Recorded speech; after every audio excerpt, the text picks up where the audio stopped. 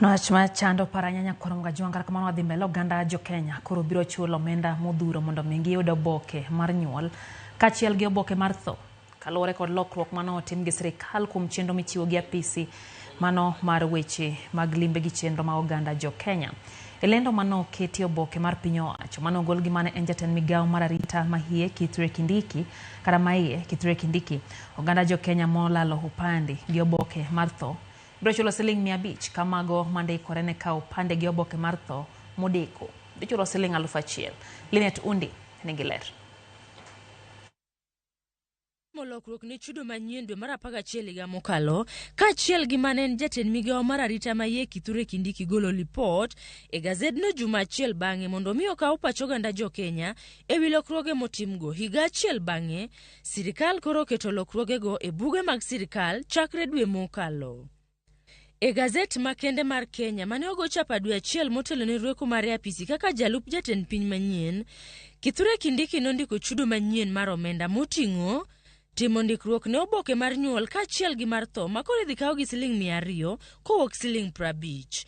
Jogo mabiro ndikore modeko biro chulo siling 500 kowuok siling 350. Ka jogo mabende olalo oboke mar tho gi nyuol biro chulo omenda maromo siling 1,000 kowuok siling 90. Mondo tim lokruok ne oboke gi kapo ni ondik nying ng'ato marach kata ndiko achiel onge, sani koro ibiro tim gi siling 1,000 ka chon nitime gi siling 130.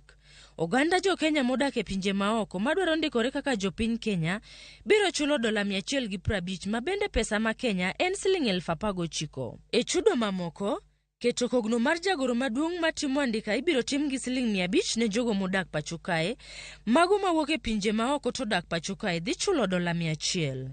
Ndikruok e oboke mar nyuol kata tho ne oganda jo Kenya matimore pinje maoko to oboke gi olos pacho kae dhi chulo siling 1,000.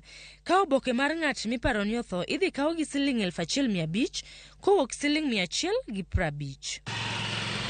Ma en lokruok mane owinjo timre dwe mar 6 kata kamano oganda jo Kenya nowenegi thuolo mar dweche 6 kaluwore kod ywak mane gigolo e wi ngima matek.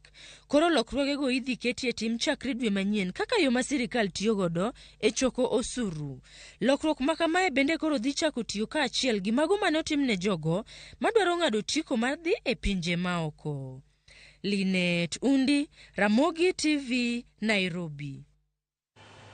Korom Gajuang returning officer mar Mathare Sub-County Ward otere osiptal koyudo hinyruok.